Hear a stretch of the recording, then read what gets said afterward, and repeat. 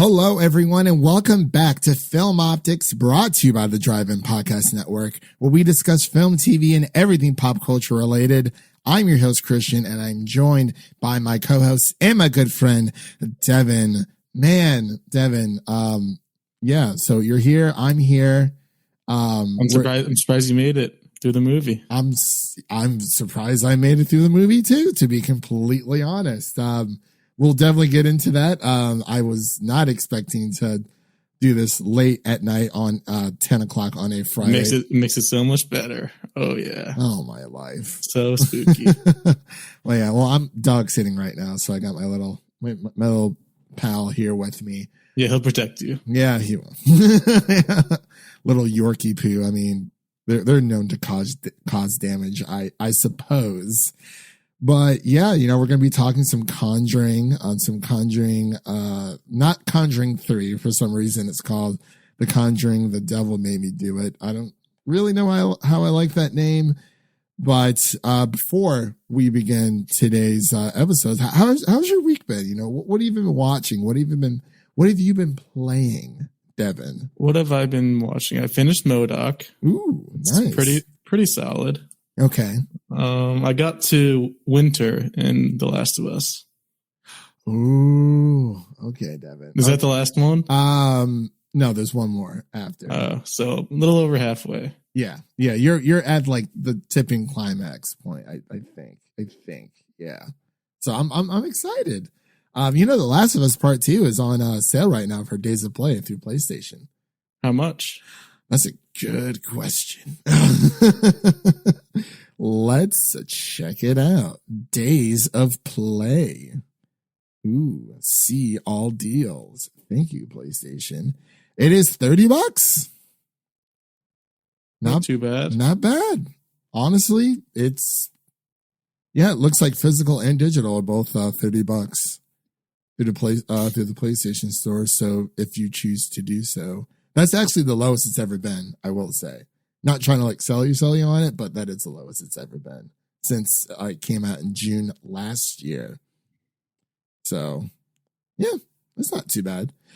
But yes, Devin, as we get back on track here, before we begin today's show of The Conjuring, or review of The Conjuring, The Devil Made Me Do It, you can listen to our podcast on platforms around the internet and make sure to follow us on Instagram and Twitter at Film Optix for all of our latest announcements.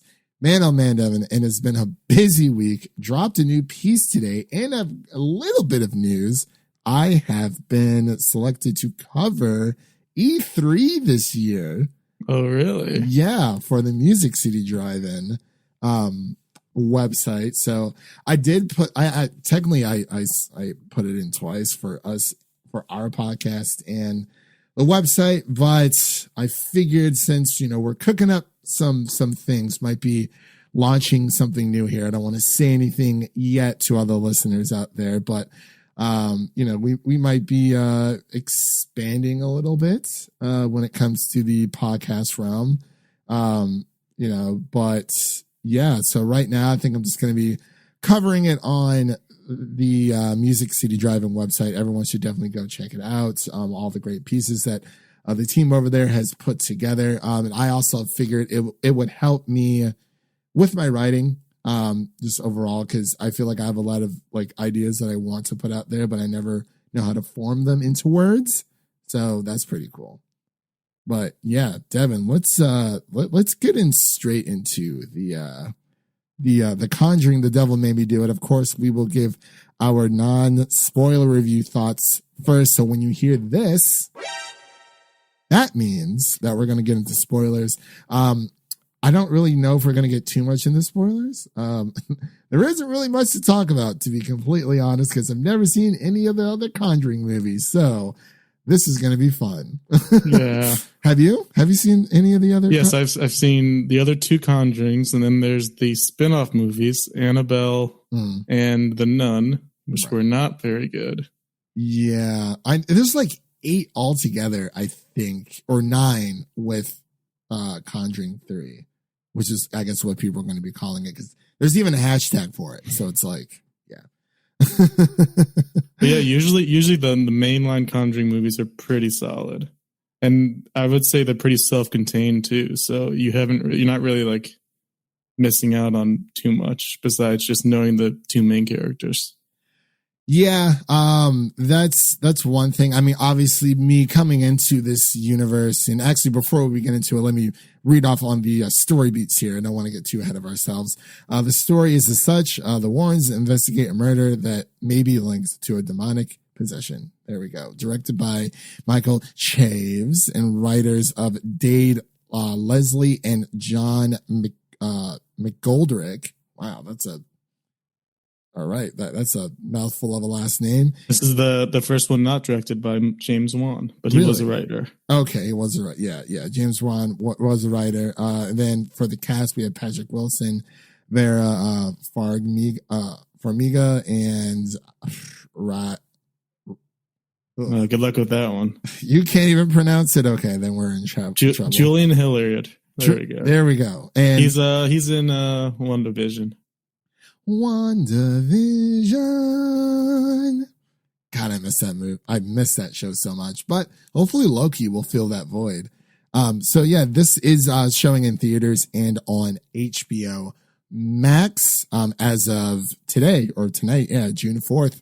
It hit theaters. For some reason, I thought it was coming out on Thursday in theaters. I'm like, wait, no, because of the deal of the dual release. Yeah, I kind of wish it was too, but honestly, that's totally fine. But honestly, I think that probably would have been better for theaters. Like, hey, like get that extra day in there early if people want to watch it. But actually, really quick news here before we like get into this. Raya and the Last Dragon is now available free for everyone on Disney Plus. So it's been added to everyone's to the official Disney library, and you don't have to pay $30 for it. So that also happened today. So I thought that was pretty cool. Yeah, watch it. Yeah, definitely watch it. Honestly, even the people who paid $30, like I like when it was during its $30 run, I think it was worth paying $30 for it. But anyway, I'm getting way off topic here. Let's talk about The Conjuring. The Devil Made Me Do It. Devin, give me your first thoughts about this, because I'm kind of wishy-washy, but like I said before, I've never seen really any of the Conjuring movies, so I was a little bit lost. I'm not sure where this is placed in the timeline itself. I thought overall it was pretty solid. I don't know how much you know about the actual series, but they're all for the most part based on real events. Like the two main characters are real people in real life. Right. Yeah. And I thought this story was really interesting. The fact that somebody was arrested for murder and then got released because of demonic possession. I think that's very interesting. I might have to look into that after this because that's crazy to me. That our law noted that somebody was possessed by a demon. Like, that's just crazy to think about. Yeah, that it's good. I mean, now it's going to give everybody like, the kind of the idea of all that jazz. So yeah, I'm sure people have tried using that as an excuse before. Like, yeah, I robbed the bank because I was possessed. What are you gonna do? Oh, for sure. I'm sure people have, but obviously, people there were more so of the I don't know. I mean, people are smarter now, obviously, and I thought it was decent. As Devin knows, like I'm not like the biggest like horror person in the world, but like I do love a good thriller. I do love a good suspense. I've talked to people about it. I actually don't. I wouldn't like categorize A Quiet Place as like a horror film. Like, it definitely has horror elements, but I would say it definitely leads more on like a thriller suspense that has horror elements, but I wouldn't say, oh, it's a horror movie. I would just call it a horror thriller. Or yeah, like some people say it's like a hardcore thriller, which is like, I really don't. It's some crazy stuff, man. But that's a different movie. Yes, it is a different movie. So with The Conjuring 3, I thought it was interesting overall. I thought the opening was really strong. Yeah, that's what I really liked about it. I will say, like, they went straight into just like the nitty gritty of it all. It started off on a really, really good beat. And then it kind of dips down a little bit. I mean, obviously it is more of an investigative, an investigative like story. So it's like, where do you kind of like go from there with such a strong finish? I thought the ending in the beginning were probably the stronger points. I mean, I thought they were going to do more with like the actual trial itself.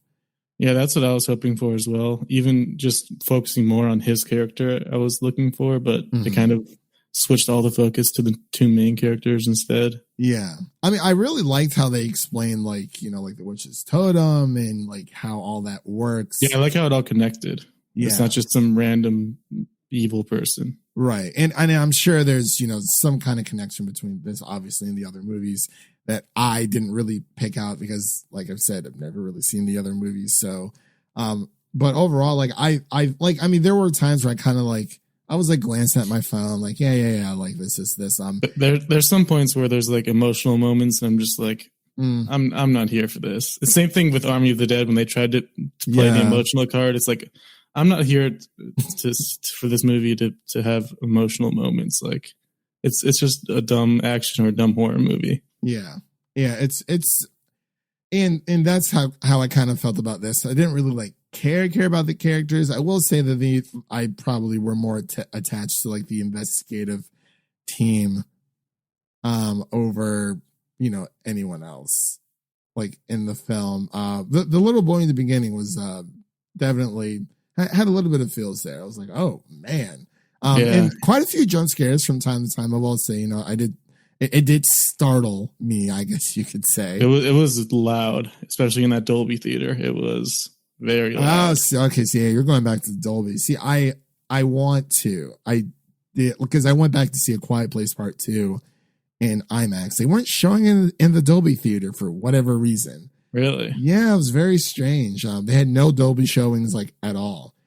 And it was just more of, yeah, I mean, like it was cool. I kind of wish I would have saw this in the theater, but I did watch this at home on HBO Max. I mean, in broad daylight, like, of course I'm going to. Like, I'm the biggest scaredy cat when it comes to that stuff. I'm like, yeah, I'm not seeing this in the theater.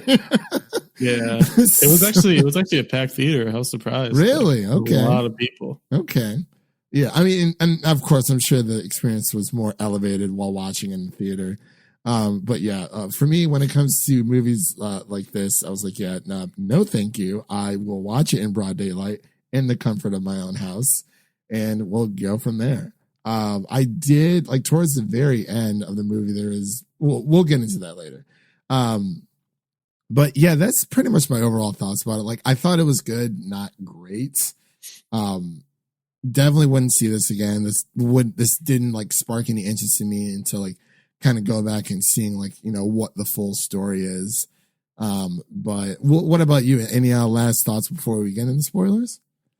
No, let's just conjure up some spoilers. All right, everyone. So we're about to talk spoilers for The Conjuring. The Devil Made Me Do It. So if you haven't seen the movie by this time, go back, see the movie, and come back and finish the rest of the podcast, because that would be really, really cool and really, really nice of you guys to come back. We'll love you forever. I mean, HBO is paying us to do this stuff anyway, so. Oh yeah. Warner Brothers Discovery Max to the moon plus Quibi. Yeah. Subtract Quibi, multiply Apple TV Plus, something like that. Well, yeah. So, I would really like the very, very end after, like, it was all, everything's sunshine and rainbows once the big bad is destroyed. But like they were showing, they play like audio tapes from like the actual thing. I stopped. Like it's definitely creepy. I was like, no. I was like, it was weird at the end because it ended on like a really happy ending and a happy note, and then it just kind of switches to like back to scary music, and we're showing you the recordings and the pictures and everything. Yeah, that is Oh, see, no, I did not see the pictures. I was like, okay. Like, I literally heard like 2 seconds of it, and I was like, I'm turning on Drake and Josh. So Yeah. that's literally what I did. I'm like, okay, I have a few more episodes of Drake and Josh to finish up. So that's exactly what I did. And I was like, oh, this is really, really cool. And just, I'm like, okay, back to my happy place. But, yeah, the very beginning with the boy being possessed, it was like he stabbed the crap out of that guy. He was just like, "Come here!" I was like, Yeah. "Whoa!" Like I was like, "Man, that was a that was a nice little stealth kill he did there." But that was really cool. I guess the powers that be transferred from one body to another. I didn't really care too much about the case itself, like Arnie himself and like what he was going through, because we just kept getting, more like scary scenes with him. And I thought that could have been really interesting. Like the idea of being possessed in a prison, like that's insane if you think about it. Yeah. Like, there's nothing you can do. Nothing, and then they have that really awful priest in the prison who's like scared the whole time. You guys seen the live? There was actually some funny moments in this one, actually, surprisingly. Yeah. A few jokes in there. Yeah. Like when he was moving through the he's going through his Bible, and then like the lights flicker. He's like, it's just a wire. Yeah. and then she's like, it's starting. He's like, right now? Yeah. Like right now? Yes, like right now. Like right. And then now. I love when Lorraine tells Ed to hold her purse while she goes and does the dirty work. Honestly, though, she was probably my favorite. I mean, the husband. I mean, like Vera Farmiga is just so good. Yeah, Vera. She was great. Arnie's girlfriend. I mean, she just played the worrisome part the entire time. I mean, I guess that's expected for her. I mean, the sound design and everything was pretty good. I thought that. I mean, I didn't really pay too much attention to the score, like unless like a score really like actually like captures me. I was like, this is just more generic, like horror, scary music, whatever. But a nice few jump scares, like I said before. Other than that, I kind of thought it was okay. The story was kind of not very cohesive, kind of just jumped from scene to scene. Yeah. It seems like all the scary parts like definitely nailed it, but like the story itself, I was like, which is expected, I guess. Yeah. You don't really get horror or that much story in most of these horror movies. It's insane, man. It's well, like I said, I kept finding myself looking at my phone. And I knew that I was like somewhat disinterested, but like even the title sequence, they were trying to make it like super scary. It's like, ooh, it's like, okay, like how many, of these movies have been like based on a true story or like just any movie in general? It's like, okay, like, and that's fine. I do like, I mean, I like the hunt that they kind of went through, and then, the silent, like creepy old dude. It's always the silent ones, of course. I'm like, okay, he has something. The naked, large old dude. I was like, bloater. Yeah, pretty much. Literally just thinking of like the last. I was getting big It Chapter 2 vibes with the naked old lady. Yeah, and like I was sitting there, I was like, okay, if I survived It Chapter 1 or Chapter 2, I could definitely survive this. But yeah, like it seems interesting to a point, but overall I just wasn't really that interested. Not saying that it sucked, it's just like I said, I thought it was like kind of okay overall, but I'm really trying to think of anything else if there is anything else to say about this. But I mean if it got some scares out of me, so I guess I can say job well done there. I'm assuming there will be another one. I don't know if this is supposed to like conclude everything. Like if it was, it kind of sucks. But I don't think this is like the end, because it seems like there's this huge web of stories. Yeah, there's like probably tons of cases they can choose from. Yeah. So I don't know. But anything else you wanted to add? I feel like this is going to be a short one today. I feel like there might have some kind of witch spin-off movie, because it's like every Conjuring movie has at least one spin-off from it. The first one had Annabelle. spinoff from it. The second one had the nun. It's like they create these characters and then give them their own spin-off movies. So I feel like maybe they might do like a witchcraft one. Baba Yaga, the with that weird witch lady. Oh yeah. Because she got possessed at the end, and then it was like poof, everything's all back and happy, back to normal, or at least for now. But yeah, it's bringing Baba Yaga, the beach from yes. From what was it? Oh my gosh, Ant-Man. Oh man, but yeah, I honestly, I wish I had more to say about this. If you are a horror fan, like a hardcore like horror fan, like, you know, if you're invested in this universe, obviously I'm 100% sure you're gonna go see this. For someone like me, it's kind of just a one and done. Probably will never go back to this ever again. I'm surprised you even suggested it. Well, it was either that or Sweet Tooth.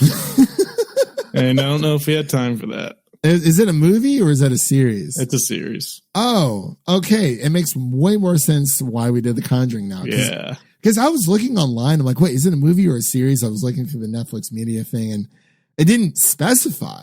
So I was like, oh, okay then. I was like, well, maybe we can just, well, honestly, I was just going to forego a review this week because we're also doing a little bit of E3 coverage here on the podcast prior to kind of prep myself for next week. I mean, in reality, E3 is already here. It's pre-E3. Like, it's been happening all week. It's been small little drops here and there, which I kind of like, instead of it just being like 3 days of like just crazy, like all this news has been covered and blah, blah, blah, blah, blah, blah. Because there's also the Summer Games Fest that's happening. But yeah, a lot of game stuff going on. Yeah. But yeah, so let's get into scores for the Conjuring here. So I'm just going to go ahead and give this I'll give it like a C minus. Like I said, I thought it was good, not great. It's just, I wasn't really interested in the story. I'm sure for those who are, like I said before, you'll definitely be interested in it.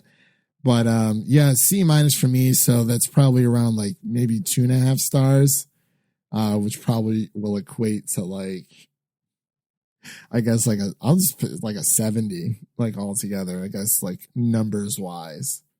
What about you? Yeah, I was gonna go with around like a C plus. Like, definitely entertaining throughout, but it's not gonna blow you away in any way. It's kind of just like, you know what to expect. It's The Conjuring. Yeah. Like, yeah, and there were, and I actually forgot to mention this earlier, there were definitely parts where it's like, okay, this is gonna happen there. Like, I knew like as soon as the husband like grabbed the hammer, it went down like into the basement area. I was like, okay, yeah, somehow, some way, he's gonna very much so. The Shining. Yeah, he's gonna destroy that totem. There was actually like an old couple next, like a few seats away from me. They kept trying. The old guy kept trying to predict what was going to happen, and he was wrong most of the time. Oh, it was funny. He's like, "Oh, he's going to show up behind him." No, that's not what happened. It's not that predictable. But yeah, really good stuff for sure. So C minus from me and a C plus from Devin there. So yeah, that pretty much concludes our review of The Conjuring, The Devil Made Me Do It. Again, this is in theaters and HBO Max. You know, you have the power of choice to see this wherever you want to. I guess if you want the full effect, I would definitely recommend seeing it in theaters. So, yeah, so let's kind of go into what's coming up on the podcast, because there's a lot of things going on. As I mentioned earlier, we will be covering E3. Well, we're going to be doing like a prediction thing. Oh, my neighbor's upstairs. I'm like, what the? Oh my! No, it actually is my neighbors upstairs. I literally hear like all my neighbors around me like all the time, and the ones above can get a little too friendly from time to time. But so what's coming up on the pod? We will be covering In the Heights. That's going to be a lot of fun. I'm definitely seeing that in theaters. I tried to get a screeners, but no one responded back, so it's totally fine there. Honestly, that just comes with the territory. And we have Loki starting next Wednesday, so I guess that's going to be. And we have Loki and Luca.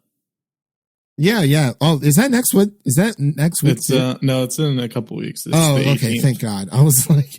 I was getting like March flashbacks there for a second. I'm like, there's so much to cover. There's so little time. What are we going to do? So we're going to be, first off, we're going to be covering, Loki. That will be coming up this Wednesday. We'll definitely be covering, it that day. And then In the Heights later on in the week. And actually we're, prior to all that, we will be dropping our, E3, predictions that's going to be dropping on Sunday. And we have a few special guests joining us for that. Devin, if you're able to make it, of course, invitation extends out to you. It's going to be more of not just E3 within those few days, because there is the Summer of Gaming, which starts the day before, but we don't know when it ends. But in between Summer of Gaming, we have E3. There's EA Play later on during the, I think in July, and a few other things in between. So it's going to kind of make it like when I say E3, more of just, I guess, the Summer of Gaming, because there's a lot of stuff happening and everything happens on the same freaking day. So it's great. So there's that for sure. I have a few Music City Drive-In articles, like to kind of point out. I, did a little, article on how PlayStation has misled its consumers.